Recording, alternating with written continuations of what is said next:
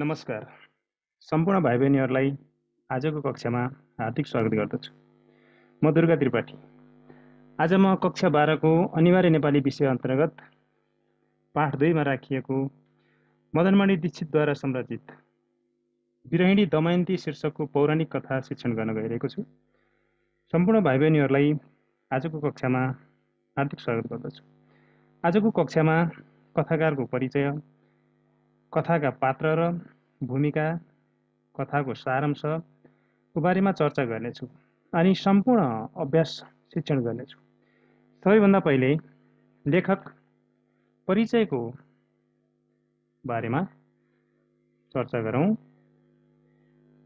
लेखक परिचय। नेपाली साहित्यको आख्यान क्षेत्रमा महत्त्वपूर्ण योगदान पुर्याएका सुप्रसिद्ध कथाकार मदनमणि दीक्षितको जन्म विक्रम सम्वत 1979 साल फागुन 6 गते गैरीधारा काठमाडौँमा भएको थियो। उनी पिता लक्ष्मणमणि दीक्षित र माता विष्णुकुमारीका सुपुत्र हुन्। दीक्षित सम्पन्न परिवारमा जन्मिएका हुनाले उनको बाल्यकाल सुखमय रूपमा नै बितेको थियो। पढे लेखेको शिक्षित परिवारमा जन्मेका दीक्षितको बाल्यकाल सुखमय रूपमा नै बित्यो। उनको शिक्षारम्भ घरबाट नै भएको थियो। काठमाडौँको दरबार हाई स्कुलबाट विद्यालय स्तरको पढाइ पुरा गरेका दीक्षितले आध्यात्मिक पारिवारिक पृष्ठभूमिमा हुर्केको हुनाले सानै उमेरदेखि धार्मिक ग्रन्थ अध्ययनप्रति रुचि भएको अनि किशोरावस्थादेखि नै रामायण, महाभारत र वैदिक वाङ्मयमा रुचि बढ्दै गएको हुँदा विक्रम सम्वत 2002 सालमा वाराणसी हिन्दू विश्वविद्यालयबाट हिन्दू दर्शनशास्त्र र धर्म विषयमा स्नातकोत्तर परीक्षा उत्तीर्ण गरेका थिए। साहित्य यात्राको सन्दर्भमा दीक्षितले विक्रम सम्वत 2017 सालको समीक्षा पत्रिकामा आखिरी मुस्कान प्रकाशन गरी साहित्यिक यात्राको श्रीगणेश गरेका हुन् भन्ने पाइन्छ। कथाको सन्दर्भमा विक्रम सम्वत 2019 सालमा रूपरेखा पत्रिकामा कसले जित्यो कसले हार्यो शीर्षकको पहिलो कथा प्रकाशन गरी औपचारिक साहित्य यात्रा सुरु गरेका हुन् भन्ने पाइन्छ। यसै सन्दर्भमा उनले पेशागत दृष्टिकोणले उनले चाहिँ लेखक, प्राध्यापक एवं शिक्षा र पत्रकारिताको क्षेत्रमा समेत महत्त्वपूर्ण योगदान पुर्याएका छन्। नेपाली साहित्यका विविध क्षेत्रमा उनले महत्त्वपूर्ण योगदान पुर्याएका छन्। बहुआयामिक व्यक्तित्वका धनी दीक्षितले कथा, उपन्यास, नाटक, निबन्ध, व्यङ्ग्यका क्षेत्रमा महत्त्वपूर्ण भूमिका निर्वाह गरेका छन्, महत्त्वपूर्ण योगदान पुर्याएका छन्। उनका प्रमुख कृतिहरू कसले जित्यो कसले हार्यो कथा सङ्ग्रह विक्रम सम्वत 2021 सालमा प्रकाशित छ। त्यसै गरी ग्यास च्याम्बरको मृत्यु कथा सङ्ग्रह विक्रम सम्वत 2042 सालमा प्रकाशित छ। त्यसै गरी माधवी उपन्यास विक्रम सम्वत 2039 मा प्रकाशित छ। चरैवेती निबन्ध सङ्ग्रह विक्रम सम्वत 2044 सालमा प्रकाशित भएको छ। त्यसै गरी त्यो युग निबन्ध सङ्ग्रह विक्रम सम्वत 2047 सालमा प्रकाशित भएको छ। हाम्रा ती दिन निबन्ध सङ्ग्रह विक्रम सम्वत 2029 सालमा प्रकाशित भएको छ। म रुँदै बिर्सन्छु संस्मरण हो यो 2027 सालमा प्रकाशित भएको छ। बर्लिन डायरीका पाना यो यात्रा वर्णन हो जुन चाहिँ 2041 सालमा प्रकाशन भएको छ। यसरी विभिन्न विधामा नेपाली साहित्यका विभिन्न विधामा दर्जनौं कृतिहरू प्रकाशित गरेर नेपाली साहित्यको क्षेत्रमा आफ्नो नाम अमर बनाएका छन् मदनमणि आचार्य दीक्षितले। यसका साथै विभिन्न पत्र पत्रिकामा प्रशस्त कथा, लेख, निबन्धहरू प्रकाशित भएका छन् दीक्षितका।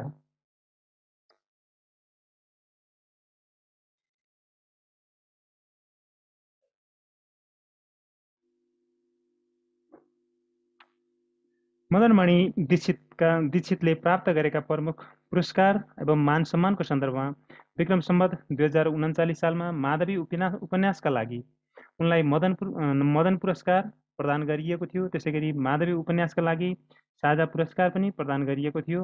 उनले भानुभक्त पुरस्कार, लेखनाथ साहित्य पुरस्कार, भूपालमान सिंह कार्की पुरस्कार, पद्मश्री सम्मान, राष्ट्रिय कलाश्री सम्मान, नेपाल सरकार सूचना तथा सञ्चार मन्त्रालयबाट राष्ट्रिय पत्रकारिता पुरस्कार तथा वरिष्ठ पत्रकार सम्मान समेत पाएका थिए। त्यसैगरी साहित्यिक प्रवृत्तिहरू मदनमणि दीक्षितका साहित्यिक प्रवृत्तिहरूमा एकमा चाहिँ नेपाली साहित्यको आख्यान क्षेत्रमा महत्त्वपूर्ण योगदान पुर्याउने सुप्रसिद्ध आख्यानकार हुन्।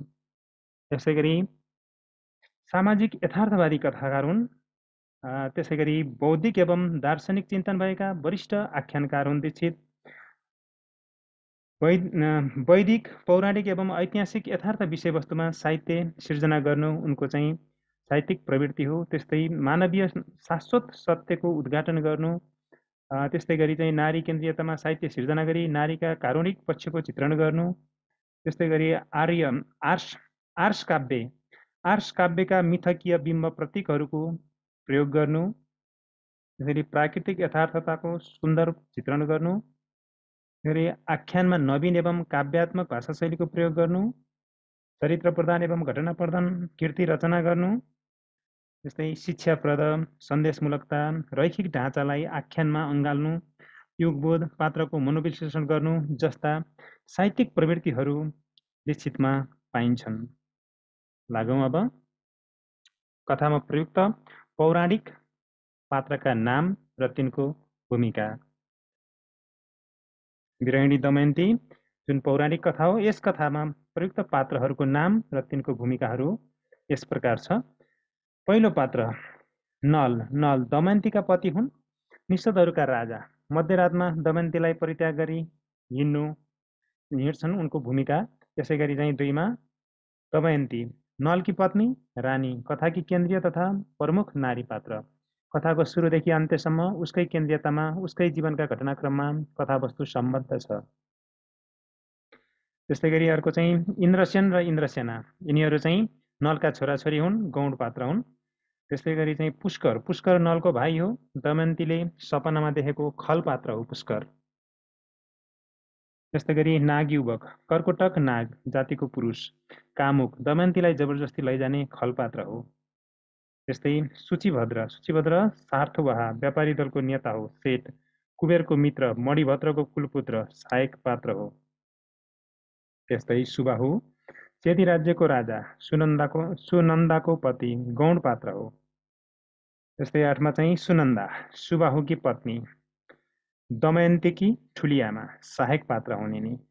त्यस्तै अर्को चाहिँ सैरेन्द्री। सैरेन्द्री चेदीराजको दरबारमा दमयन्तीलाई ठुली आमा सुनन्दाले राखिदिएको नाम हो सैरेन्द्री। त्यस्तै गरी 10 मा अन्य गौण पात्रहरू जसको चाहिँ खासै भूमिका छैन, जो चाहिँ कथामा आएका नामहरू हुन्, यिनीहरूको भूमिका छैन, प्रत्यक्ष संवाद छैन, जसलाई हामी गौण पात्र भन्छौँ। व्यापारीहरू, नरनारीहरू, सडकका केटाकेटीहरू, गाउँले, हात्ती, घोडा, साँडे आदि चाहिँ गौण पात्रहरू हुन्।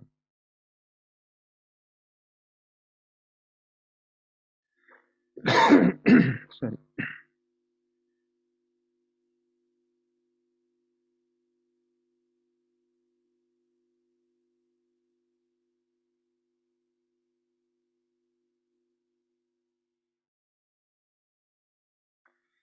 विरहिणी दमयन्ती कथाको सारांश हेरौँ, त्यसपछि अभ्यासको बारेमा विस्तृत चर्चा गरौँला। कर्कोटक नागहरूको घनघोर जङ्गलको एकान्त छाप्रोमा निषद राज्यको राजा नल र रानी दमयन्ती बसेका थिए। एक दिन नलले मध्यरातमा रानीलाई परित्याग गरी हिँडेपछि विरहिणी बनेकी दमयन्ती बहुलाई चाहिँ नललाई खोज्दै वियोग बिलाउन गर्दै भोग शोक र थकानले ग्रसित भई हिँड्ने क्रममा पिपलको रुखमुनि सूर्यास्तको समयमा निदाउन पुग्छिन्। सपनामा नलको भाइ जुवाडी पुष्करले दमयन्तीको शिर सुमसुमाइरहेको कारण त्रसित भई जुझिँदा बलिष्ठ नाग पुरुष कर्कोटकले सुमसुम्याएको पाएपछि चिच्याउँदै भाग्छिन्। तर कर्कोटकले दमयन्तीलाई समातेर काँधमा बोकी आफ्नो छाप्रोमा लैजान्छ। दमयन्तीले आफ्नो रक्षार्थ उपाय सोची मुस्कुराउँदै कर्कोटकलाई नमस्कार गरी भोक लागेको बताउँदा आफू विजयी ठानी कामुक कर्कोटकले दमयन्तीलाई सुखासनमा बस्न आग्रह गर्दै फकाउँदा दुष्टात्मा नाग युवकको कामेच्छा बुझेकाले दमयन्तीले आफ्नो दुःखको कथा र व्यथा सुनाई आफूले रक्षक पाएको भनी प्रसन्नता प्रकट गर्छिन्। कर्कोटककै बसमा परेको अभिनय गर्छिन्। नाग युवकले दमयन्तीका लागि कन्दमूल र दुधको खिरका साथै मृगको सुकुटी बनाउन लाग्दा दमयन्तीले आफूले नखाई नाग युवकलाई जन खुवाउँदै जाँदा कर्कोटक उङ्न निदाउन थाल्छ। उज्यालोका लागि अगुल्टो मागेकी दमयन्तीले ढोका र पिँढीमा जाँड पोखी आगो लगाएर पूर्वतिर सुइकुचा ठकी सिमसपाको रूखमा रात गुजार्छिन्। 3 दिनसम्म जङ्गलमा भाप बिहोल हुँदै कन्दमूल खाँदै हिँडेकी दमयन्ती निषाद र नागको बस्ती देखेपछि तर्सिएर रक्षार्थ कुरूप र बौलाई ठानी आक्रमण नगरून् भनी केसलाई धुलोले मुसारेर जगल्टा बनाई रूपलाई हिलो दलेर विकृत बनाई लट्ठी लिएर हिँड्छिन्। पति फेला पार्ने कुरामा दृढ हुँदै तेस्रो दिनको सूर्यास्तको समयमा पूर्वतिर केही छाप्रादेखि त्यतैतिर लाग्छिन्। खेतका हरिया मुना र जौका झारले भोक शान्त पारी ढुङ्गामाथि लम्पसार पर्दा गहिरो निद्रामा पर्छिन्। मध्यरातमा नललाई सम्झेर बिउजिन्छिन् अनि आकाशका तारामण्डलबाट मोहित भएर विरहिणी अनुभव गरी वियोग र पीडाको गीत गाउँदा गाउँदै निदाएर सपना देख्छिन्। सपनामा ऋषिहरूको छाप्रोमा गई सत्कारका साथ भोजन गर्छिन्। सपनामै उत्तरतिर पतिलाई खोज्दै जाँदा नल भेटिन्छन् कि भन्ने आशले उनी चाहिँ उत्तरतिर भ्रमण गर्छिन्, उत्तरतिर लाग्छिन्। सूर्यको प्रभाती किरणसँगै बिउजेपछि खुसी हुँदै उत्तरतर्फ लाग्छिन्। सपनामा नै उत्तरतिर खोज्दै गएकी हुन् र सूर्यको प्रभाती किरणसँगै बिउजेपछि खुसी हुँदै उत्तरतर्फ लाग्छिन्। त्यसै गरी निकै बेर हिँडेपछि काशीबाट अयोध्या हुँदै चेतीतिर जान हिँडेको 50-60 जनाको घोडा गोरु गाडा चढेका मानिसहरूको व्यापारिक दल देख्छिन्। उनलाई देखेर त्यहाँका मानिसहरू सार्थवा व्यापारी दलको नायक है सार्थवा भनेको सूचीभद्रको अगाडि गई कुरा गर्छन्। सूचीभद्र र दमयन्तीको परिचय हुन्छ। दमयन्तीले नलको बारेमा सोध्दा कुनै जानकारी नभएको पाउँछिन्। सूचीभद्रले आग्रह गरेपछि उनले भोजन गर्छिन्। सूचीभद्रले चेती ठुलो जनपद भएकाले नल त्यहीँ भेटिन सक्ने कुरा गर्छन्। सूचीभद्रले शरीरका बलकल परित्याग गरी वस्त्र पहिरन सुझाए पनि उनले सन्ध्या स्नानपछि मात्र वस्त्र फेर्ने कुरा गर्छिन्। सूचीभद्र शेठको साथसँगै दमयन्तीले पद्मसौबन्धिक सरोवरमा पुगी जलक्रीडा गर्छिन्। सूचीभद्रले दमयन्तीलाई कालो धोती र पछ्यौरा दिन्छ। सूचीभद्रको साथ सरोवरकै छेउमा बाँस बस्छ। सबै गहिरो निद्रामा सुतिरहेको बेलामा मध्यरातमा जङ्गली हात्तीको एउटा डफ्फा पानी खान सरोवरमा आउँदा हात्तीद्वारा कुल्चिएर सूचीभद्र साथ ध्वस्त र विनष्ट हुन्छ। हाहाकार मचिन्छ। दमयन्ती भने सुरुमै रुखमा चढेर आफूलाई बचाउँछिन्। उनले हात्तीको विनाशलीला सार्थको विचल्ली र क्रन्दन करुण दृष्टिले हेर्छिन्। 10-12 जना बाहेक सूचीभद्र लगायत सबै मर्छन्। दमयन्तीले सूचीभद्रले दिएको कपडा अशुभ ठानी फालेर मृत महिलाको कपडा बेरी चेदी जनपदतिर लाग्छिन्। दमयन्ती चेदी जनपदतिर जाँदा बाटोमा ब्राह्मण र क्षेत्रीय पदयात्री भेटे पनि कसैसँग नबोली बाटो लाग्छिन्। दमयन्तीकी आमाले ठुली आमा यानि कि आमाकी दिदी सुनन्दालाई चेतीराज सुबाउले अपहरण गरी लगी पत्नी बनाएको कुरा सानैमा आमाले भन्दा सुनेको कुरा सम्झन्छिन्। जुन कुराको सम्झनाले दमयन्तीमा सुबाउ र सुनन्दाले आफूलाई चिनेकोमा नमिठो हुने ठान्छिन्, तर पनि नल फेला पर्छन् कि भन्ने आशाले आफ्नो केश वस्त्र र मुहारलाई विकृत तुल्याई चेदीभित्रै पस्छिन्। उनलाई बौलाई जस्ती देखेर सडकका केटाकेटीले गिज्याउँदै दमयन्तीको पछि लाग्छन्। चेदी नगरमा आफ्नो घरको माथिल्लो बारदलीमा बसेर सडकमा रमिता हेरिरहेकी सुनन्दाको ध्यान दमयन्तीतिर खिचिन्छ अनि दमयन्तीलाई बोलाएर परिचय सोद्धा उनले आफ्नो यथार्थ परिचय लुकाएर एउटा सम्भ्रान्त परिवारमा सेठकी पत्नीको सिँगार पटार गर्ने सुसारे भएर काम गर्ने गरेको बताएपछि सुनन्दाले दमयन्तीलाई आफ्नी छोरीको सुसारे सैरन्द्रीको काम स्वीकार गर्न आग्रह गर्छिन्। दमयन्तीले कसैको जुठो नखाने, पाउ नदाप्ने र कुनै परपुरुषसँग नबोल्ने आफ्नो शर्त राख्छिन्। सुनन्दाले उनको शर्त स्वीकार गरी तिनी सैरन्द्री छोरीको हेरविचार र स्याहार सुसारमा बस्नु भनी आदेश दिन्छिन्। दमयन्ती ठुली आमाको भवनमा सैरन्द्रीको रूपमा रही निषदराज नललाई जसरी भए पनि फेला पार्ने उपाय सन्तोषका साथ विचार गर्न थाल्छिन्। यो थियो भाइ बहिनीहरू कथाको सारांश।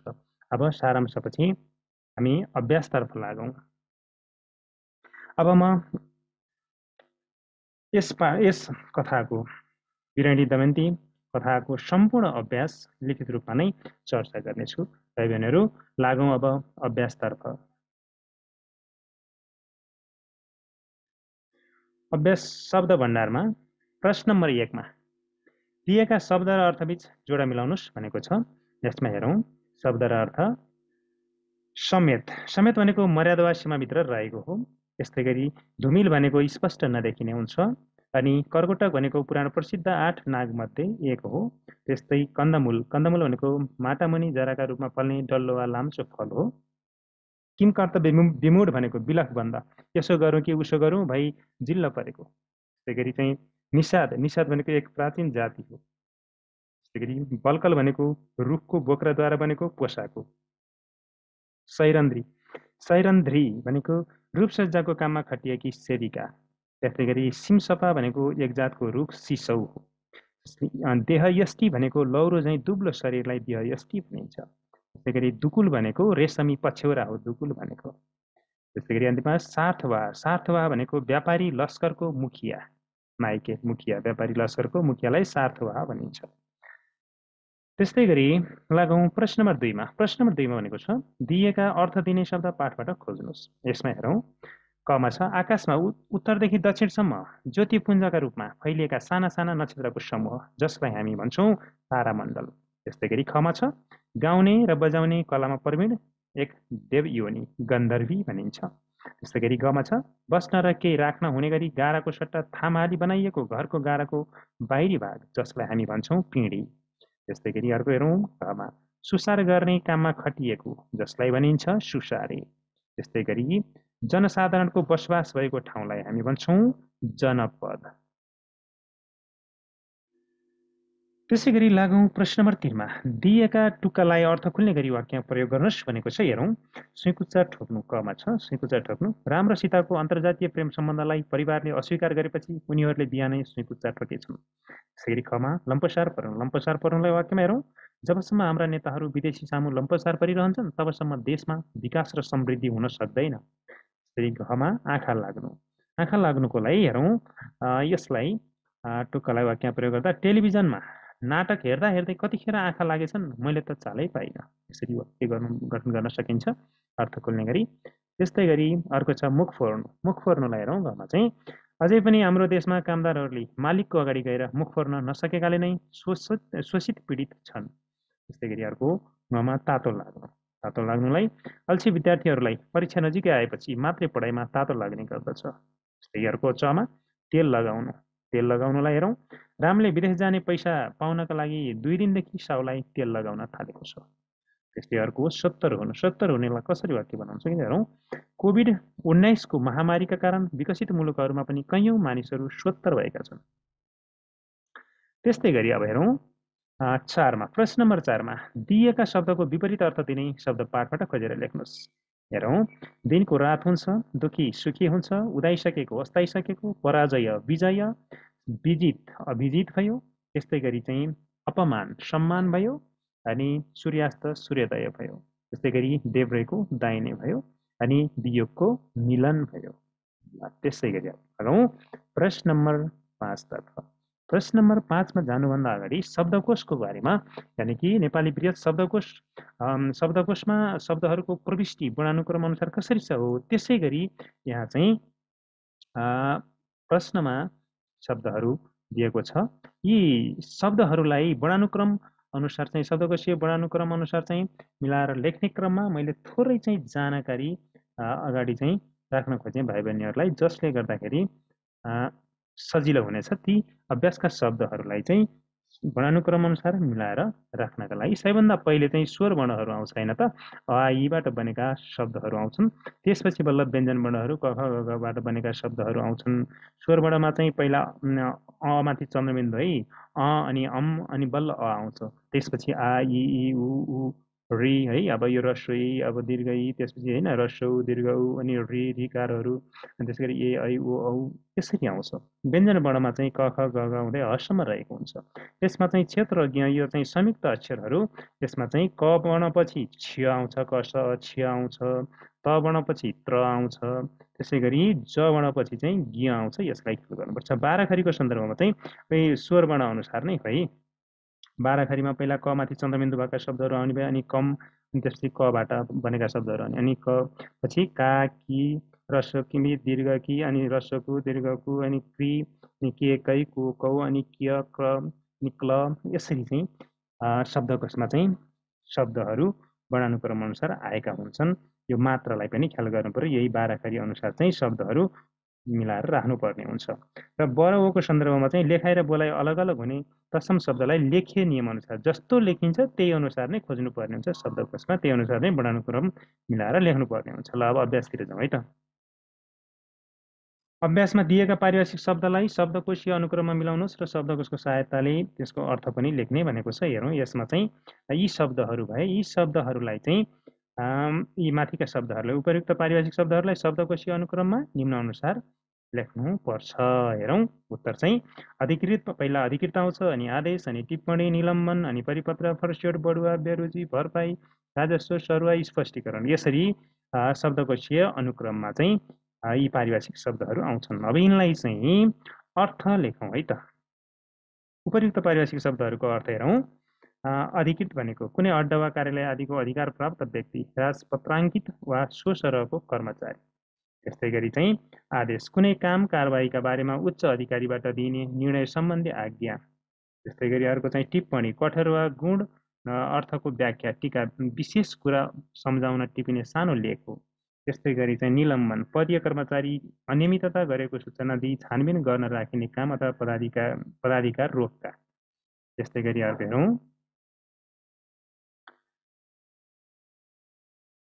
परिपत्र, परिपत्र विचार, सूचना, जानकारी आदिका निम्ति सम्बन्धित धेरै व्यक्ति, संस्था, अङ्ग वा विभागलाई एकै बेहोरामा पठाइने आधिकारिक पत्र हो परिपत्र। त्यसै गरी फर्स्योड, फर्स्योड भनेको लेनदेन वा खरिद बिक्री सम्बन्धी हर हिसाब चुक्ता गर्ने काम, छिनाफाना। त्यस्तै गरी अर्को छ बढुवा, बढुवा तल्लो पदबाट माथिल्लो पदमा वृद्धि हुने काम, पदोन्नति बढ्ने खालको चाहिँ भनेर बुझ्नु पर्यो। त्यस्तै गरी बेरोजु, रुजु गर्दा नमिलेको, रुजु नभएको, बेरितीसँग भएको वा रितभात नमिलेको भन्ने कुरा बुझ्नु पर्यो। त्यस्तै गरी भरपाई कसैले अरूबाट कुनै वस्तु बुझेर लिएको प्रमाणको कागज हो भरपाई। त्यसै गरी राजस्व मालपोत, भन्सार, महसुल, विभिन्न कर वा शुल्क आदिका रूपमा चाहिँ राज्यलाई प्राप्त हुने धन हो राजस्व, ट्याक्स भनिन्छ इङ्ग्लिसमा है त। त्यसै गरी सरुवा धेरै धान भएको चामल सरुवा भनिन्छ, अनि सर्ने किसिमको, अनि कर्मचारीहरू एक विभाग वा कार्यालयबाट अर्को मन्त्रालय, विभाग वा कार्यालयमा सर्ने काम हो सरुवा। त्यस्तै गरी स्पष्टीकरण छर्लङ्ग नभएका कुरालाई छर्लङ्ग पार्ने काम चाहिँ स्पष्टीकरण हो। बोध अभिव्यक्तिमा जाउँ। बिरहिणी दमयन्ती, बिरहिणी दमयन्ती कथा पढी यसका आदि मध्य र अन्त्यका मुख्य मुख्य घटनाहरू भन्नुहोस् भनेको छ। यसमा चाहिँ सामान्यतया चाहिँ अगाडि सारांशमा पनि मैले चाहिँ पहिलो भागलाई पहिलो स्लाइड र दोस्रो मध्य भागलाई चाहिँ दोस्रो स्लाइड र अन्तिम भागलाई तेस्रो स्लाइड बनाएको थिएँ। र सँगसँगै अब यो सरी समग्रमा यो बिरहिणी दमयन्ती कथामा चाहिँ आदि मध्य र अन्त्यका मुख्य घटनाहरू यस प्रकार छन्। हेरौँ आदि भागमा भएका मुख्य मुख्य घटनाहरू। यसमा चाहिँ एकमा पति वियोगमा बिरहिणी बनेकी दमयन्ती पति नलको खोजीमा वियोग बिलाउन गर्दै शोक भोक र थकाइले ग्रसित हुँदै जङ्गलमा एक्लै हिँडिरहनु। त्यसै गरी सपनामा दुईमा है सपनामा नलको भाइ पुष्करले सुनसुनमा रहेको कारण त्रसित बनेर भिउजेकी दमयन्तीलाई नाग पुरुष कर्कटकले जबरजस्ती काँधमा बोकेर आफ्नो छाप्रोमा लैजानु। त्यस्तै गरी तेस्रो हुँदा नाग पुरुष कर्कटकले रक्सी खाएर उग्न लागेको मौका छोपी छाप्रोको ढोका र पिँढीमा जाँड पोखी अगुल्टाले ढोकाको जाँड र छाप्रोमा आगो लगाएर दमयन्ती भाग्न सफल हुनु। यो थियो आदि भागका मुख्य घटना। अब मध्य भागका मुख्य घटनाहरू हेरौँ। एकमा 3 दिनसम्म जङ्गलमा बिहोल हुँदै हिँडेकी दमयन्ती निषद र नागको बस्तीदेखि तर्सिएर विकृत भएर हिँड्नु। जस्तै दुईमा हेरौँ।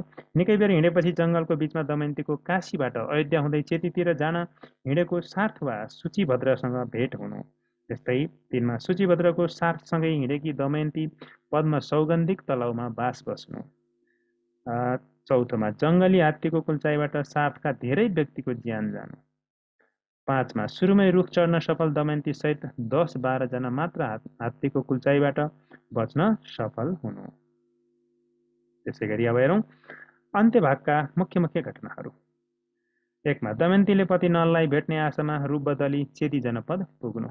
2मा दमयन्तीले आफ्नो रूप बदलेकाले बहुलाई जस्ती देखेर सडकका केटाकेटीहरू गिज्याउँदै उनको पछि लाग्नु।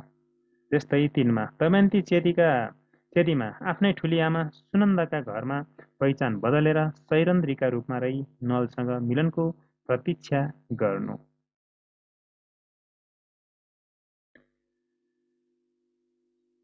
लागौँ यो त्यसै गरी अर्को प्रश्नतर्फ अर्को दुईमा प्रश्न नम्बर 2मा है कथा बढी दिएका प्रश्नहरूको उत्तर दिनुहोस् भनेको छ। कमा दमयन्ती जङ्गलमा किन एक्लै हिँडिरहेकी हुन्?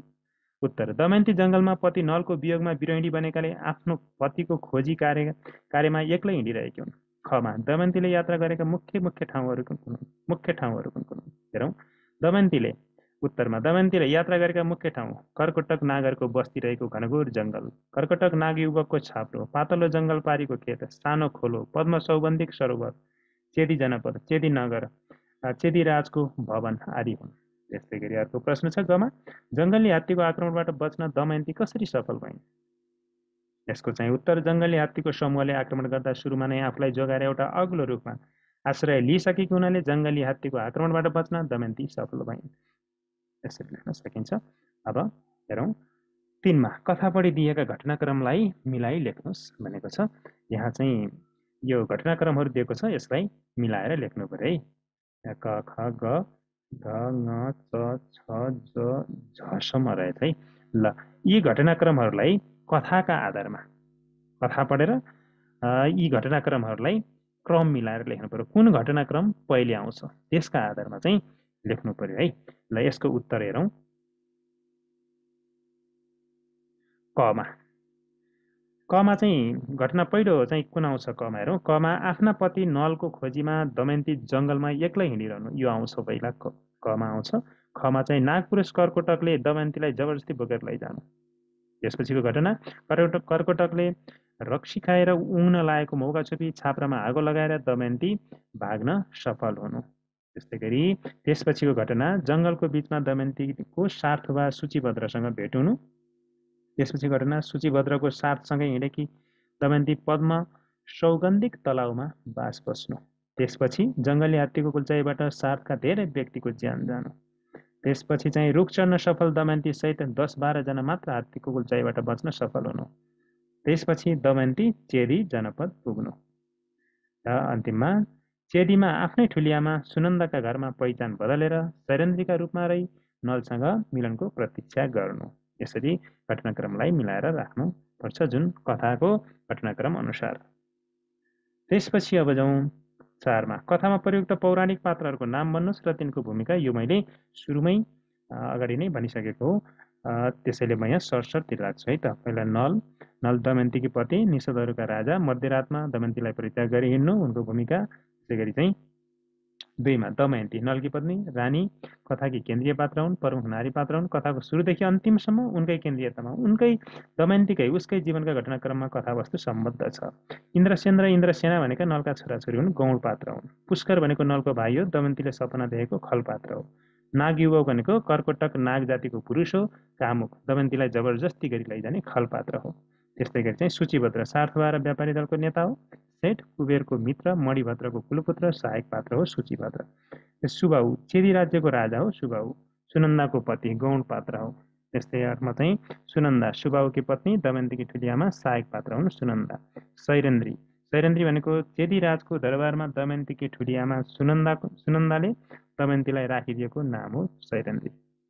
त्यसै गरी अन्य गौण पात्रहरूमा व्यापारी, नरनारीहरू, सडकका केटाकेटीहरू, गाउँले, हात्ती, घोडा, साँडे यी आदि चाहिँ जो कथामा नाम आएका छन् ती सबै गौण हुन्, जसको भूमिका छैन। 5मा दिएको कथांश बढी सोधिएका प्रश्नको उत्तर दिनुहोस् भनेको छ।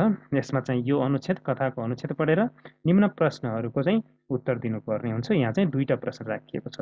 हेरौँ पहिलो प्रश्नको उत्तर चाहिँ। पहिलो प्रश्न छ मानिसको परिचय शरीरले भन्दा पनि उसको मस्तिष्क र हृदयले दिन्छ भन्नुको तात्पर्य के हो? यसको चाहिँ उत्तर हेरौँ। उत्तर पञ्चभौतिक तत्त्वद्वारा निर्मित मानव शरीरको बाह्य चर्म चक्षुले मानिसभित्र रहेका ज्ञान, बुद्धि र विवेक एवं चारित्रिक सद्गुण जस्ता भावात्मक पक्षलाई नजरअन्दाज गर्न सक्दैन। बाह्य तडक भडक शरीर उपर पहिरिएका परिधान र सजावट युक्त शरीरले होइन, आन्तरिक सद्गुण एवं मन मस्तिष्कले चरित्र उद्घाटन गर्दछ। चरित्र उद्घाटन गर्दछ। एउटै शब्दमा लेख्छु मैले। मस्तिष्क र हृदय पवित्र हुनुपर्छ। मस्तिष्क र हृदयमा कलुषित भावना पालेर आडम्बर अहङ्कार तडक भडकलाई अँगाल्ने अज्ञानीहरू कहिल्यै असल बन्न सक्दैन। मन र हृदयको सकारात्मक चिन्तनबाट नै असल व्यक्तित्व निर्माण हुन्छ। मानिसको परिचय उसको शरीरले नभई नैतिकता, इमान्दारिता, सच्चरित्रता, नम्रता जस्ता सद्गुणले दिन्छ।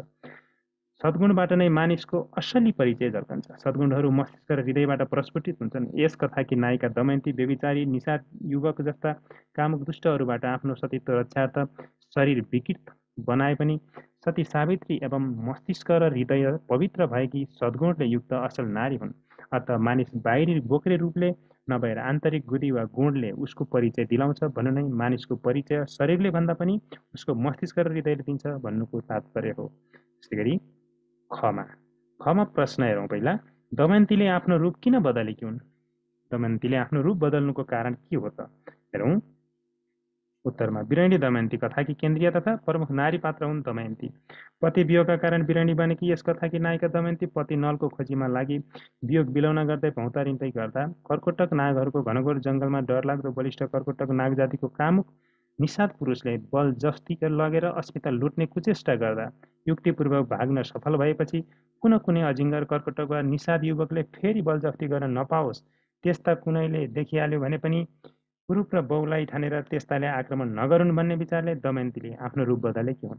दमयन्तीले आफ्नो केशलाई धुलाले मुसारेर जगल्टा जस्तो बनाएकी छिन् अनि आफ्नो रूपलाई हिलो दलेर विकृत तुल्याएकी छिन्। दमयन्तीले दानवीय प्रवृत्ति भएका विवेकहीन कामुक दुष्ट प्रवृत्ति भएका तत्त्वबाट आफ्नो सुरक्षार्थ आफ्नो रूप बदलेकी हुन् भनेर यसको उत्तर लेख्ने।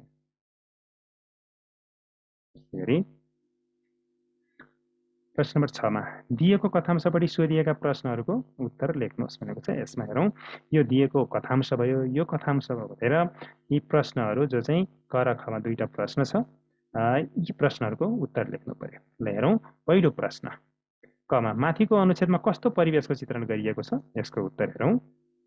माथिको अनुच्छेदमा धरती र आकाशले अपूर्व सौन्दर्य छरिरहेको रात्रिकालीन परिवेशको सुन्दर चित्रण गरिएको छ।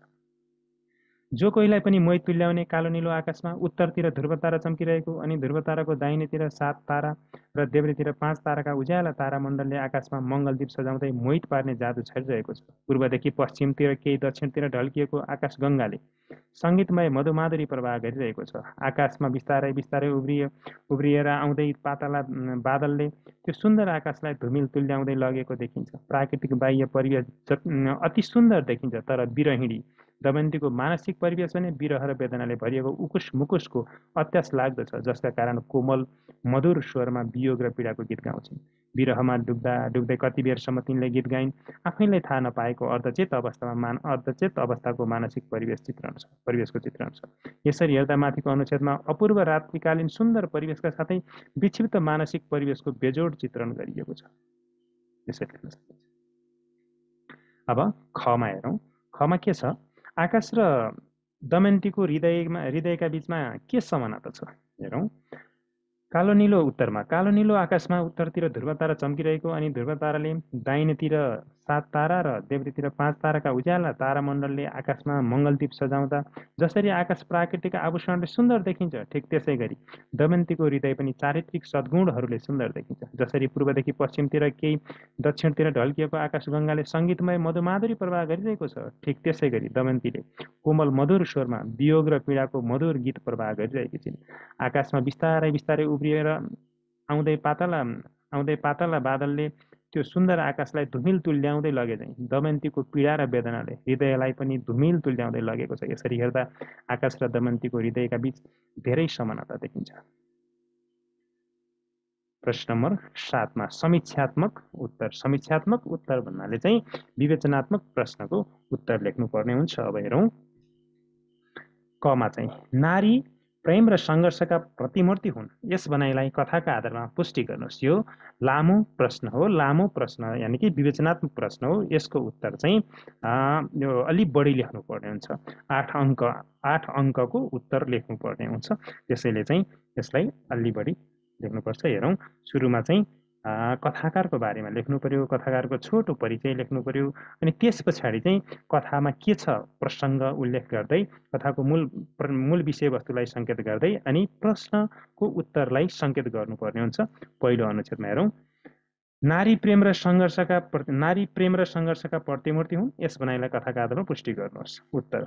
बिरहिणी दमयन्ती कथा नेपाली साहित्यको आख्यान विधामा महत्त्वपूर्ण योगदान पुर्याउने बौद्धिक एवं दार्शनिक चिन्तन भएका वरिष्ठ आख्यानकार मदनमणि दीक्षित विक्रम सम्वत 1979-2076 द्वारा संरचित। यसरी कोष्टकमा चाहिँ जन्म र मृत्यु लेख्न राम्रो हुन्छ है। मृत्यु मदनमणि दीक्षितद्वारा रचिएको पति वियोगको पीडा र व्यथामा आधारित यात्रा वर्णन गरिएको नारी प्रधान पौराणिक कथा हो। बहुआयामिक व्यक्तित्वका धनी दीक्षित वैदिक पौराणिक एवं ऐतिहासिक यथार्थ विषयवस्तुमा साहित्य सिर्जना गरी मानवीय शाश्वत सत्यको उद्घाटन गर्दै समाजको यथार्थतालाई प्रस्तुत गरी नारी केन्द्रीयतामा साहित्य सिर्जना गरी नारी जीवनका कारुणिक पक्षको चित्रण गर्ने सुप्रसिद्ध आख्यानकार हुन्। आर्ष महाकाव्य महाभारतको पौराणिक विषयवस्तुमा आधारित नारी प्रधान यस कथामा सती सावित्री नारी दमयन्तीको पतिवियोगको पीडा र व्यथाका साथै दमयन्तीले प्रेम प्राप्तिका लागि गरेको अथक सङ्घर्षलाई चित्रण गरिएको छ। दमयन्तीको जीवनमा सङ्कट, दुःख र विपत्तिको जतिसुकै चक्रवात मडारिए पनि इज्जत र चरित्रका सुन्दर आभूषण पहिरिएर आफ्नो प्रेम पति प्राप्तिका लागि जस्तोसुकै प्रतिकूल अवस्थामा पनि सती साल चाहिँ अविचलित हृदयका साथ विघ्न बाधालाई चिर्दै साहसी यात्रामा अगाडि बढेकी छिन्। प्रस्तुत कथामा दमयन्तीले आफ्नो प्रेम प्राप्तिका लागि गरेको त्याग, समर्पण एवं सङ्घर्षलाई प्रस्तुत गरी नारी प्रेम र सङ्घर्षका प्रतिमूर्ति हुन् भन्ने भनाइलाई पुष्टि गरिएको छ। यो सुरुको चाहिँ पहिलो अनुच्छेद भयो। त्यसपछि दोस्रो अनुच्छेदमा यस कथाकी नायिका दमयन्ती कर्कटक नागको यसलाई चाहिँ यस कथाकी नायिका दमयन्ती कर्कटक नागहरूको घनघोर जङ्गलमा पनि निषदराज नलले एक्लै छाडेर गएपछि पति वियोगमा विक्षिप्त बन्दै विदीर्ण हृदयले पतिको खोजमा भौँतारिन्छन्। नलसित आनन्दित एवं सुखी जीवन बिताएकी दमयन्तीलाई वनमा चारैतिर नलकै भ्रम हुन थाल्छ। बौलाई चाहिँ प्रियतम नल, कल्याणकर्ता निषदराज, मलाई यसरी दुखित नतुल्याऊ, मबाट लुकेर नबस भन्दै बोटबिरुवासँग फुल्ल लहराहरूसँग रुँदै पुकार गर्दै दमयन्ती हिँडिरहन्छन्। आफूसँगै नल छैनन् भन्ने थाहा भएर पनि विश्वास गर्नै सक्दिनन्। फुल र हरिया पातमा, वनको प्रत्येक सुगन्धमा, वनमा देखिने चराचुरुङ्गी, मृग र पशुहरूमा नलकै रूप देख्छिन्। वियोगको उत्कट ज्वालाले उनको हृदयलाई भस्मीभूत बनाउँछ। भोकी, अर्धनग्न, विक्षिप्त र शिथिल भएकी दमयन्तीलाई हिँड्न गाह्रो हुन्छ। पिपलको फेदमा बसी नलकै सम्झनामा टोलाउँदा उनी निद्रालीन हुन्छन्। सपनामा तर्सिएर बिउजँदा कामुक कर्कटक नाग युवकको फन्दामा पर्छिन्। कर्कटकले जबरजस्ती बोकेर आफ्नो छाप्रोमा लाँदा युक्तिपूर्वक उम्कन सफल हुन्छन्। 3 दिनसम्म जङ्गलमा विहोल हुँदै हिँडेकी दमयन्ती निषाद र नागको बस्ती देख्दा कुरूप र बहुलाई ठानी पुनः कसैको आक्रमण नहोस् भनी विकृत रूप बनाई पतिकै खोजीमा अगाडि बढ्छिन्। यसै क्रममा उनको सूचीबद्ध सारसँग भेट हुन्छ। सारसँग पद्म सौबन्धिक सरोवरमा जलक्रीडा गरी खानपान गरी सुतिरहेको अवस्थामा मध्यरातमा हात्तीको समूहले सार्थमा आक्रमण गर्दा उनी सुरुमै रुखमा चढेर आफ्नो ज्यान बचाउन सफल हुन्छन्। पति प्राप्तिको अभिष्ट लक्ष्य प्राप्तिका लागि उनी चेदी जनपदतर्फ लाग्छिन्। आफूलाई चेदीराज सुबाउ र ठुलियामा रानी सुनन्दाले नचिनुन् भनी भेष बदली सुनन्दाकी छोरीकी सुसारे सैरन्ध्री बनी पति फेला पारी छाड्ने अठोट गर्छिन्। त्यहाँ बस्दा समेत आफ्नो सतीत्वमा कुनै धक्का नलागोस् भनी आफूले कसैको जुठो नखाने, कसैको पाउ नदाब्ने, कुनै परपुरुषसँग नबोल्ने शर्तमा छोरीकी सुसारे बन्न स्वीकारेकी हुन्छन् अथवा स्वीकार गरेकी हुन्छन्। त्यसै गरी अर्को तेस्रो अनुच्छेदमा मतलब यसको चाहिँ प्रश्न उत्तरको अन्तिम अनुच्छेद है। अत पति वियोगिनी विरहिणी प्रेम र सङ्घर्षकी प्रतिमूर्ति यस कथाकी नायिका दमयन्ती पति वियोगबाट विक्षिप्त बनेपछि प्रेम अथवा पति प्राप्तिका लागि कोमलाङ्गी दमयन्ती जस्तोसुकै सङ्कट, दुःख र विपत्तिको चक्रवात मडारिए पनि इज्जत र चरित्रका आभूषण पहिरिएर सतीसाल चाहिँ अविचलित हृदयका साथ अथक सङ्घर्ष गर्दै जीवनयात्राको प्रतिकूल परिस्थितिमा पनि निरन्तर अगाडि बढिरहन्। कहिल्यै पनि विपत्तिमा हार खाइनन्। कठिन परिस्थितिको सामना गर्दै भोक प्यास थकान नमनी प्रेमको साधनाले पति प्रेमको साध्यलाई प्रमाणित गर्न आफ्नो पति नलको खोजी कार्यमा भगीरथ प्रयत्न गरिरहन्। दुष्टात्मा कर्कटकका अगाडि आफ्नो सतीत्व जोगाउन युक्तिपूर्वक सफल भइन्। बललाई बुद्धिले पछारिन्। सतीत्व रक्षार्थ काल बन्न पछि परिनन् अनि रूप विकृत बनाई बहुलाई जस्ती बन्न तयार भइन्। नाग युवकसँगको सङ्घर्ष होस् अथवा रूप विकृत बनाउने प्रयास, हात्तीको आक्रमणबाट बच्ने प्रयास होस् कि पहिचान बदल्ने प्रयास, हरेक सङ्घर्षले उनलाई पतिव्रता सती सावित्री प्रेमकी प्रतिमूर्ति सङ्घर्षकी पर्यायका रूपमा चिनिएकी छिन्। यसरी हेर्दा नारी प्रेम र सङ्घर्षका प्रतिमूर्ति हुन् भन्ने भनाइ नायिका दमयन्तीका माध्यमबाट यस कथाका आधारमा स्पष्ट हुन्छ। यस कथाले सङ्घर्ष नै जीवन हो, नारी प्रेमकी प्रतिमूर्ति हुन्, जस्तो सुकै प्रतिकूल अवस्थामा पनि विचलित हुनु हुँदैन, बललाई बुद्धिले पछार्नुपर्छ, आशावादी बन्नुपर्छ जस्ता सन्देश कथाकी नायिका दमयन्तीबाट प्राप्त गर्न सकिन्छ। त्यस्तै गरी अर्को खमा प्रश्न, यो विवेचनात्मक प्रश्नको चाहिँ, यो समीक्षात्मक प्रश्नको खमा चाहिँ दमयन्तीले आफ्नो जीवनमा आइपरेका समस्याको समाधानका लागि कुन कुन उपाय अवलम्बन गरेकी छन् भन्ने छ। यो पनि विवेचनात्मक प्रश्न हो। यसलाई पनि त्यसै गरी चाहिँ लामो उत्तर लेख्नुपर्ने हुन्छ। हेरौँ उत्तर। नेपाली साहित्यको आख्यान विधामा महत्त्वपूर्ण योगदान पुर्याउने वरिष्ठ आख्यानकार मदनमणि दीक्षितद्वारा रचित विरहिणी दमयन्ती कथा पतिवियोगको पीडा र व्यथाले विक्षिप्त बनेकी नायिका दमयन्तीको पति प्राप्तिका लागि गरेको सङ्घर्षपूर्ण यात्रामा आधारित नारी प्रधान पौराणिक कथा हो। बहुआयामिक व्यक्तित्वका धनी दीक्षित वैदिक, पौराणिक एवं ऐतिहासिक यथार्थ विषयवस्तुमा साहित्य सिर्जना गरी मानवीय शाश्वत सत्यको उद्घाटन गर्दै समाजको यथार्थतालाई प्रस्तुत गरी नारी जीवनका कारुणिक पक्षको चित्रण गर्ने सुप्रसिद्ध बौद्धिक एवं दार्शनिक चिन्तन भएका कथाकार हुन्।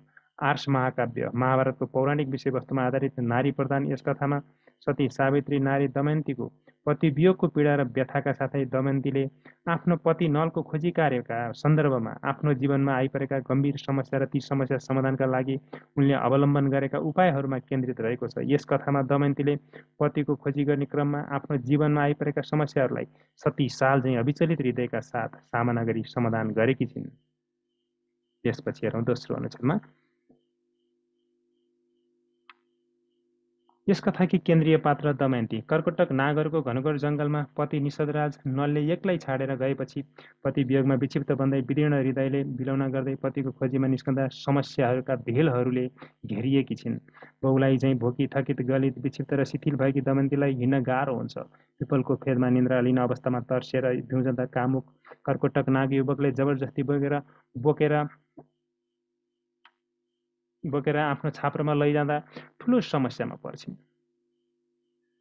नाग युवकसँग बलले उम्कन नसक्ने देखेपछि उसकै बसमा परेको अभिनय गरी जाँडले मस्त भई नाग युवक उङ्न थालेपछि दमयन्तीले छाप्रोको ढोका र पिँढीमा जाँड पोखी आगो लगाएर बललाई बुद्धिले पछाडि पूर्वतिर भागेर रातभर रुखमा बसी युक्तिपूर्वक समस्याको समाधान गरिन्। 3 दिनसम्म जङ्गलमा बिहोल हुँदै हिँडेकी दमयन्ती निषाद र नागको बस्ती देख्दा सम्भावित समस्याबाट बच्न कुरूप र बहुलाई ठानी पुनः कसैको आक्रमण नहोस् भनेर आफ्नो रूपलाई विकृत बनाई हातमा लट्ठी लिएर पतिकै खोजीमा अगाडि बढ्छिन्। यसै क्रममा उनको सूचीभद्र सारसँग भेट हुन्छ। सारसँग पद्म सौबन्दी सरोवरमा जलकिरा गरी खानपान गरी सुतिरहेको अवस्थामा मध्यरातमा हात्तीको समूहले सार्थमा आक्रमण गर्दा सूचीभद्र सार्थ नै ध्वस्त र विनष्ट हुन्छ। यस्तो आपतकालीन समस्याको घडीमा दमयन्ती सुरुमै रुखमा चढेर रातभर रुखमा नै बसी आफ्नो ज्यान बचाई समस्याको समाधान गर्छिन्। त्यसपछि पति प्राप्तिको अभिष्ट लक्ष्य प्राप्तिका लागि उनी चेदी जनपदतर्फ लाग्छिन्। आफूलाई चेदीराज सुबाउ र ठुली आमा रानी सुनन्दाले नचिनुन् कुनै अप्ठ्यारो समस्या झेल्न नपरोस् भनी भेष बदली सुनन्दाकी छोरीकी सुसारे सैरन्ध्री बनी पति फेला पारी छाड्ने अठोट गर्छिन्। त्यहाँ बस्दा समेत आइपर्न सक्ने समस्यालाई मध्यनजर गरी आफूले कसैको जुठो नखाने, कसैको पाउ नदाप्ने, कुनै परपुरुषसँग नबोल्ने शर्तमा छोरीकी सुसारे सैरन्ध्री बस्न स्वीकार गरेकी हुन्छन्। त्यसपछि हेरौँ अन्तिम यस प्रश्नको उत्तरलाई टुङ्ग्याउने निचोडमा है। यो तेस्रो अनुच्छेद। यसरी हेर्दा कर्कटक नागहरूको घनघोर जङ्गलमा पति निषदराज नलसँग आनन्दित र सुखी जीवन बिताएकी कथाकी नायिका रानी वैदर्भी कन्या दमयन्ती पति वियोगमा विरहिणी बनेपछि पतिको खोजीमा निस्कँदा सङ्कट, दुःख र विपत्ति जस्ता समस्याहरूको चक्रवातले घेरिएकी छिन्। आफ्नो सतीत्व रक्षाका लागि होस् अथवा जीवन रक्षाका लागि दमयन्तीले आइपरेका समस्यालाई समाधान गर्नका लागि जुक्ति बुद्धि लगाएर समय र परिस्थिति अनुसार चलाखीपूर्ण तरिकाले बललाई बुद्धिले पछारेकी मात्र छैनन्, भवितव्य समस्याको समेत मध्यनजर राखी दूरदृष्टिका साथ विभिन्न उपायहरू अपनाएकी छिन्। समस्या समाधानका लागि उनी धैर्य, साहस, आँट, सङ्घर्षकी प्रतिमूर्तिका रूपमा देखिन्छन्। समस्या भागेर होइन जागेर समाधान हुन्छ। बललाई बुद्धिले पछार्न सकिन्छ। सङ्घर्ष नै जीवन भएकाले सङ्घर्षशील बन्नुपर्छ। जीवनमा सधैँ आशावादी बन्नुपर्छ। समय र परिस्थिति अनुसार चल्न सक्नुपर्छ जस्ता जीवन उपयोगी सन्देशहरू भएको यो कथा उच्च कोटिको बन्न पुगेको छ भनेर यसरी यो प्रश्नको उत्तर लेख्न सकिन्छ। त्यसै गरी अब अर्को प्रश्न छ, हेरौँ। यो समीक्षात्मक प्रश्न अन्तर्गत विवेचनात्मक प्रश्न हो। यो विवेचनात्मक प्रश्न अन्तर्गत नै गमा छ।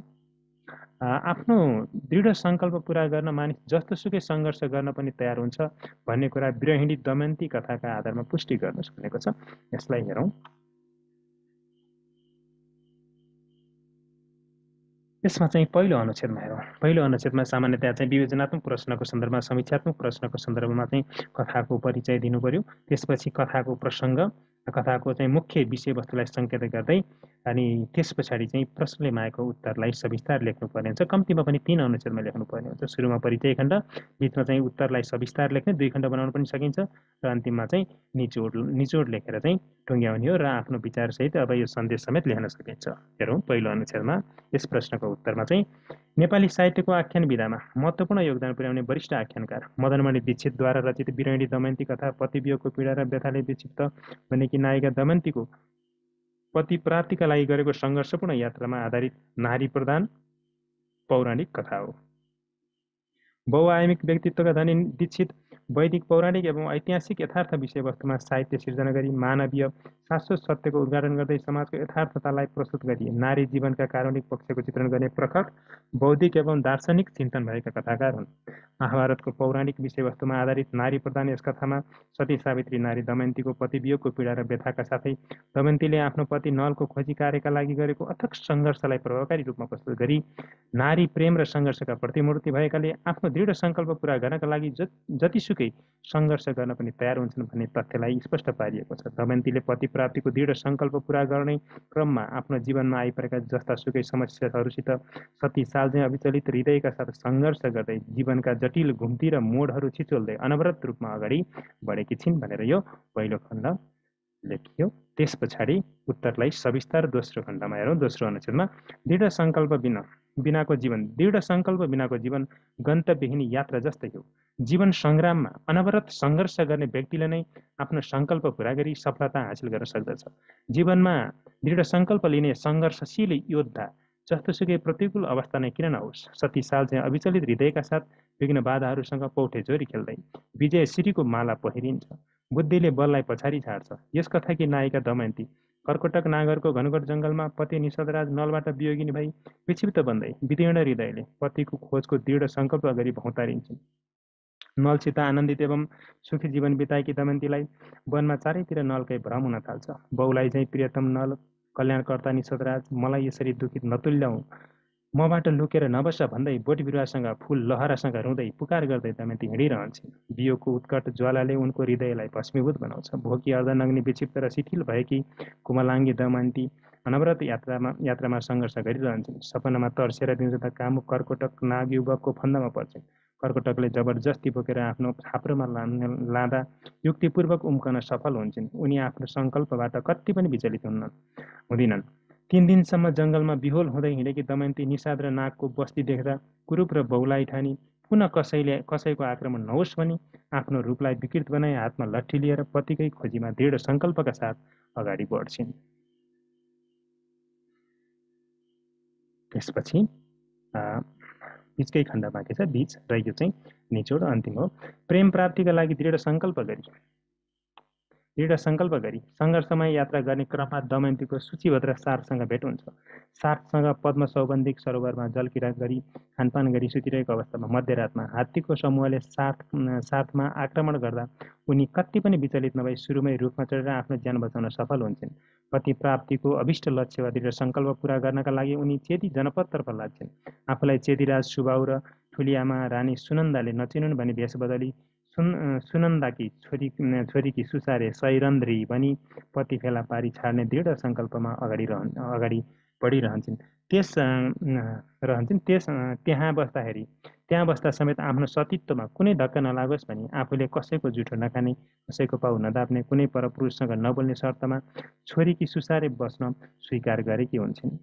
त्यसपछि अब चाहिँ अन्तिममा टुङ्ग्याउने यानि कि निचोड अनुच्छेदमा हेरौँ। यसरी हेर्दा कर्कटक नागहरूको घनघोर जङ्गलमा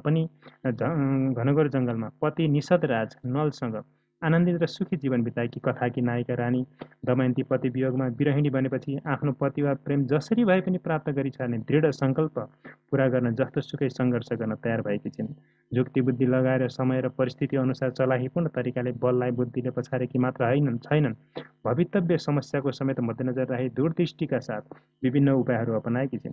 समस्या समाधानका लागि दमयन्ती धैर्य, साहस, आँट, सङ्घर्षकी प्रतिमूर्तिका रूपमा देखिन्छन्। समस्या भागेर होइन, जागेर समाधान हुन्छ। बललाई बुद्धिले पछार्न सकिन्छ। सङ्घर्ष नै जीवन भएकाले सङ्घर्षशील बन्नुपर्छ। जीवनमा सधैँ आशावादी बन्नुपर्छ। समय र परिस्थिति अनुसार चल्न सक्नुपर्छ जस्ता जीवनोपयोगी सन्देशहरूले यो कथा उच्च कोटिको बन्न पुगेको छ। यसरी टुङ्ग्याउन सकिन्छ आफ्नो चाहिँ विचार समेत लेखेर। त्यसपछि 8मा के छ? प्रश्न नम्बर 8मा हेरौँ। तलको अनुच्छेदपट्टि सोधिएका प्रश्नहरूको उत्तर दिनुहोस् भनेको छ। यो अनुच्छेद पढ्नु पर्यो। त्यस पछाडि चाहिँ यहाँ चाहिँ रहेका प्रश्नको उत्तर लेख्नु पर्यो। ल, यी प्रश्नको उत्तर हेरौँ। पहिलो प्रश्न के छ त हेरौँ। पहिलो प्रश्न छ, किन मनलाई कल्पनाको कारक मानिएको? किन मनलाई कल्पनाको कारक मानिएको? यसको उत्तर हेरौँ। संसारको कल्पना गर्ने एकमात्र इन्द्रिय मन नै भएकाले मनलाई कल्पनाको कारक मानिएको। त्यस्तै गरी खमा, मन नित्य परिवर्तनशील छ भन्नुको तात्पर्य के हो? यसको उत्तरमा चाहिँ कहिले पनि एकनासको नहुने अस्थिर भइरहने भएकाले मन काम अनुसार विभिन्न रूपमा फेरिरहन्छ भन्नु नै मन नित्य परिवर्तनशील छ भन्नुको तात्पर्य हो। त्यस्तै गरी गमा के छ? आत्मज्ञानीहरूका विचारमा मन र संसारको सम्बन्ध कस्तो छ? यसलाई हेरौँ। आत्मज्ञानीका विचारमा संसार भएका ठाउँमा यसलाई यसरी हेरौँ। आत्मज्ञानीका विचारमा संसार भएका ठाउँमा अवश्य पनि मन हुने अनि मन नभएका ठाउँमा संसार समेत नहुने भएकाले मन र संसारको सम्बन्ध नङ र मासुको जस्तै घनिष्ठ रहेको छ, घनिष्ठ सम्बन्ध रहेको छ भनेर लेख्ने। त्यसै गरी घमा, मनलाई किन सुख र दुःखको कारण भनिएको? यसको उत्तर हेरौँ। मानिसलाई सुख र दुःखको अनुभव गराउने मुख्य कार्य नै मनको भएकाले मनलाई सुख र दुःखको कारण भनिएको हो। यति हो प्रश्न नम्बर 8। अब प्रश्न नम्बर 9मा हेरौँ। बेरोजगारी समाधानका उपाय शीर्षकमा 150 शब्दसम्मको टिप्पणी लेख्नुहोस् भनेको छ। हेरौँ, टिप्पणी लेख्ने क्रममा पहिला चाहिँ शीर्षक लेख्नु पर्यो। शीर्षक बेरोजगारी समाधानका उपाय भयो। त्यस पछाडि चाहिँ शीर्षकसँग सम्बन्धित समस्याहरूलाई सङ्केत गर्ने, परिचय अनि समस्याको सङ्केत गर्ने, र बिचमा चाहिँ बेरोजगारी समाधानका उपायहरू के हुन् त्यसरी लेख्ने, र अन्तिममा चाहिँ समस्या निराकरणका चाहिँ उपायको सङ्केत गर्दै अनि आफ्नो विचार समेत दिनुपर्ने हुन्छ। हेरौँ, पहिलो अनुच्छेदमा के भनियो भन्दाखेरि शीर्षकको परिचय अनि समस्याहरूलाई सङ्केत गर्ने। कुनै पनि इलमधन्दा वा पेसा व्यवसाय नभएको, रोजगारविहीनको अवस्था अथवा कुनै पनि काम गर्ने अवसर नपाएको अवस्था नै बेरोजगार हो। नेपालमा बेरोजगारी अवस्था सिर्जना हुनुको मुख्य कारण अस्थिर राजनीतिक अवस्था, वैज्ञानिक एवं प्राविधिक शिक्षाको अभाव, सिपमूलक व्यावसायिक एवं व्यावहारिक शिक्षाको अभाव, कमजोर शिक्षा नीति, उद्योग धन्दा कल कारखाना प्रशस्त मात्रामा खोल्न नसक्नु, स्रोत र साधनको सही सदुपयोग गर्न नसक्नु, पर्यटन व्यवसायलाई प्रवर्धन गर्न नसक्नु जस्ता समस्याका कारण बेरोजगारी समस्या विकराल बन्दै गएको छ भनेर शीर्षक परिचय र समस्यालाई सङ्केत गर्ने। अनि दोस्रो अनुच्छेदमा चाहिँ बेरोजगारी समस्या समाधानका उपायहरूको बारेमा चाहिँ चर्चा गर्ने। प्राकृतिक स्रोत र साधनहरूको अथाह सागर नेपाल सुनको कचौरा हो भनिन्छ।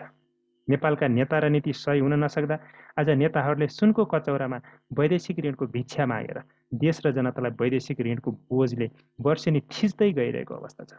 सम्भावना नै सम्भावनाको खानी भएर पनि नेपाल विकास र समृद्धिमा पछाडि परेको छ। वर्षेनी बेरोजगारीको पीडा खप्न नसकी लाखौँ होनहार राष्ट्रका खम्बा रगत र पसिना बेच्न वैदेशिक भूमिमा भौतारिन विवश छन्। स्वदेशमै भएका कैयौँ युवाहरू बेकामे बनी दुर्व्यसनीमा फँसी भाग्य र भविष्य अन्धकार बनाइरहेका छन्। नेपालमा बेरोजगारी समस्या समाधानका लागि सबैभन्दा पहिले राजनीतिक स्थिरता कायम हुनुपर्छ। देशका नीति र नेता सही हुनुपर्छ। नेताहरू देश र जनताको भलाइमा समर्पित हुनुपर्छ। व्यावहारिक जीवनोपयोगी, व्यावसायिक एवं प्राविधिक शिक्षामा जोड दिनुपर्छ। कृषि क्षेत्रलाई आधुनिकीकरण गर्नुपर्दछ। युवालाई ज्ञान, सिप र तालिमको व्यवस्था गर्नुपर्छ। युवालाई ज्ञान सिप प्रदान गरी सहुलियत रूपमा ऋण कर्जा प्रदान गरेर घरेलु इलम, पेसा व्यवसाय खोली स्वरोजगार बन्न प्रोत्साहन गर्नुपर्दछ। व्यापक रूपमा उद्योग धन्दा खोली औद्योगिक क्रान्तिलाई व्यापक रूपमा रोजगारका अवसरहरू सिर्जना गर्नुपर्छ। कृषि क्षेत्रमा क्रान्तिकारी भूमि सुधार ऐन बनाएर कार्यान्वयन गरी युवा पुस्तालाई आकर्षण गराउनुपर्छ। भ्रष्टाचारलाई न्यूनीकरण गरी हरेक क्षेत्रमा युवा पुस्तालाई आकर्षित गर्नुपर्छ। पर्यटन व्यवसायलाई विस्तार गरी सम्भावित पर्यटकीय क्षेत्रलाई प्रवर्धन गर्नुपर्छ। होटल रेस्टुरेन्ट खोल्ने वातावरण सिर्जना गरी रोजगारका अवसरहरू सिर्जना गर्नुपर्दछ। यसरी चाहिँ यो बेरोजगारी समस्याका समाधानका कुराहरू भयो। अत नेपालमा बेरोजगारी समस्या समाधानका लागि राज्य जिम्मेवार बनी व्यावसायिक, वैज्ञानिक, प्राविधिक, व्यावहारिक, जीवनोपयोगी शिक्षा प्रदान गर्ने नीति निर्माण गरी प्रभावकारी रूपमा कार्यान्वयन गर्नुपर्छ। राष्ट्रिय शिक्षा नीतिमा व्यापक परिवर्तन गर्नुपर्छ। औद्योगिक क्रान्ति ल्याउनुपर्छ। पर्यटन व्यवसाय प्रवर्धन गर्नुपर्छ। असल राजनीतिक परिपाटी बसाल्नुपर्छ। राष्ट्रिय विकास र समृद्धिका खाका कोरी सही नीति बनाई कार्यान्वयन गर्नुपर्छ। युवा शक्तिलाई देशमै श्रम र सिप खन्याउने वातावरण बनाउनु पर्दछ। निजी तथा वैदेशिक क्षेत्रलाई लगानीको वातावरण सिर्जना गर्न सक्नु पर्दछ भनेर यसरी चाहिँ निचोड लेख्न सकिन्छ। ल त भाइ बहिनीहरू, आजलाई यति नै। धन्यवाद। तपाईँहरूलाई यो भिडियो के कस्तो लाग्यो? अवश्य पनि यस भिडियोले तपाईँहरूको पढाइमा थप सहयोग पुग्नेछ भन्ने मैले अपेक्षा गरेको छु। नेपाली विषयका यस्तै आकर्षक र प्रभावकारी भिडियोहरू आगामी दिनमा हेर्नका लागि मेरो यस युट्युब च्यानललाई सब्सक्राइब गर्नुहोला। नयाँ भिडियोको जानकारीका लागि नजिकैको घन्टी थिच्नुहोला। लाइक, कमेन्ट गरी थप ऊर्जा बढाई सहयोग गरिदिनुहोला। आजलाई यति नै। धन्यवाद।